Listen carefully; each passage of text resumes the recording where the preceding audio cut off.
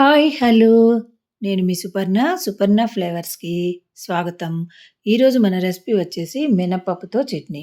మనం జనరల్‌గా శనగపప్పు, పెసరపప్పు, కందిపప్పు ఇలాంటి వాటన్నిటితో కూడా చట్నీ చేసుకుంటాం గానీ, మినపప్పుతో చాలా తక్కువగా చేస్తాం కదా!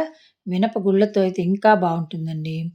ఈ మినపప్పు చట్నీ మంచి బలం కూడా. దీనిలో ఫైబరు, అలాగే కాల్షియం అవి కూడా ఎక్కువగుంటాయి కదా! మినపప్పులో అందుకననమాట. ఈ చట్నీ కోసం మినపప్పు, జీలకర్ర, బెల్లం, 4 వెల్లుల్లి రెమ్మలు, చింతపండుని వేడి నీళ్ళల్లో నానబెట్టుకుంటాం. తర్వాత ఇవి పోపు గింజలు. వీటన్నిటిని తీసుకొని వీటికి ఒక 7, 8 ఎండుమిర్చి, కొద్దిగా ఒక 2, 3 స్పూన్ల ఆయిలు వీటిని తీసుకున్నాం. ముందుగా బాండీ పెట్టి మనం తీసుకున్న మినపప్పుని వేసి లైట్‌గా వేయించుకోవాలి. సిమ్‌లోనే పెట్టి వేయిస్తూ ఉంటే ఇవి 5 నిమిషాల్లో మంచిగా స్మెల్ ఒస్తూ తెలుస్తుందనమాట. కొద్దిగా లైట్ బ్రౌన్ కలర్ ఒస్తాయి. మంచి స్మెల్ ఒస్తుంటుంది. మనకు తెలిసిపోతుంది వేగిపోయినట్టు. అలా రాగానే స్టవ్ ఆఫ్ చేసి అందులో ఒక 7, 8 ఎండుమిర్చి వేస్తామనమాట. ఎండుమిర్చి వేగాల్సిన పని లేదు. కాపోతే మనకి మిక్సీ జార్‌లో నలగాలి గాబట్టి ఈ వేడి దాంట్లో వేస్తామనమాట. దాంతో పాటు ఒక స్పూన్ జీలకర్ర కూడా వేసాం. దీంతో పాటు ఇంకా 4 వెల్లుల్లి రెబ్బల్ని కూడా వేసేసుకొని, ఇది పూర్తిగా చల్లారనివ్వాలి. ఇవి వేడికి ఎండుమిర్చి కొద్దిగా వేడెక్కుతాయి. ఇవన్నీ చల్లారిన తర్వాత దీన్ని ఇప్పుడు మిక్సీ జార్‌లోకి తీసుకుందాం. మిక్సీ జార్‌లో వేసి దీన్ని పూర్తిగా బాగా మెత్తగా పౌడర్‌లో కాకుండా కొంచెం బరకగా ఉండేటట్లు గ్రైండ్ చేసుకోవాలి. పూర్తిగా మెత్తగా అయిపోయిందనుకోండి అది నోటికి చుట్టుకున్నట్లు అయిపోతుంది. అందుకని కొంచెం బరకగా ఉండేటట్లు మిక్సీ పట్టుకోవాలి.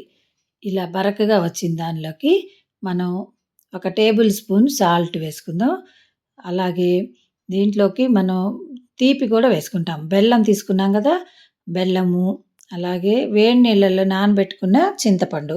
చింతపండు, బెల్లం ఈక్వల్ క్వాంటిటీలో తీసుకుంటాం. చింతపండు ఒక ఉసిరికాయ సైజ్ అంత తీసుకొని వేడి నీళ్ళల్లో నానబెట్టుకున్నాం. అది వేసేసుకొని వేడి నీళ్ళు కొంచెం కాగబెట్టి చల్లార్చి పక్కనుంచుకోవాలండి. చల్లటి నీళ్ళేస్తే పచ్చడి పాడైపోతుంది కాబట్టి వేడి నీళ్ళు కొంచెం చల్లార్చి అవి వేసుకుంటూ గ్రైండ్ చేసుకోవాలి. ఇలా ఇది గూడా మరీ మెత్తగా గాకుండా కొంచెం పలుకుగానే ఉంటుంది. ఇలా ఉంటేనే టేస్ట్ బావుంటుందనమాట. మా చిన్నప్పుడు మేము సెలవులు ఇయ్యగానే అమ్మమ్మ వాళ్ళ ఇంటికి వెళ్ళేవాళ్ళమండి. మేము 16, 17 మంది మనవళ్ళు, మనవరాళ్ళు ఉండేవాళ్ళం. అమ్మమ్మ సాయంకాలం అయ్యేసరికి కంది పచ్చడి గాని, మినపచ్చడి, పెసర పచ్చడి ఏదో ఒకటి ఇలాంటి చట్నీని కంపల్సరీగా చేసేవాళ్ళు సాయంకాలం. 5 అయ్యేసరికి ఆవిడ పచ్చడి రుబ్బుతూ కనిపించేది. చక్కగా 6 వేడి వేడి అన్నంలో ఇలాంటి పచ్చడి, చారు ఇలాంటివి వేసి పెడుతూ ఉండేవాళ్ళు.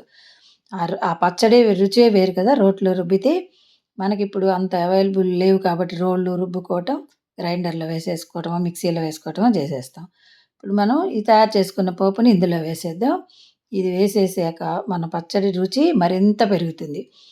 మామూలుగా కంది పచ్చడి అవి వాటిల్లో మనం బెల్లం వేయం కదా! ఇందులో బెల్లం కూడా వేసాం కాబట్టి తియ్యగా, పుల్లగా, కమ్మగా ఉండే ఈ చట్నీ చాలా చాలా బావుంటుంది. మీకు నచ్చిందా? ట్రై చేస్తారుగా? Thank you for watching.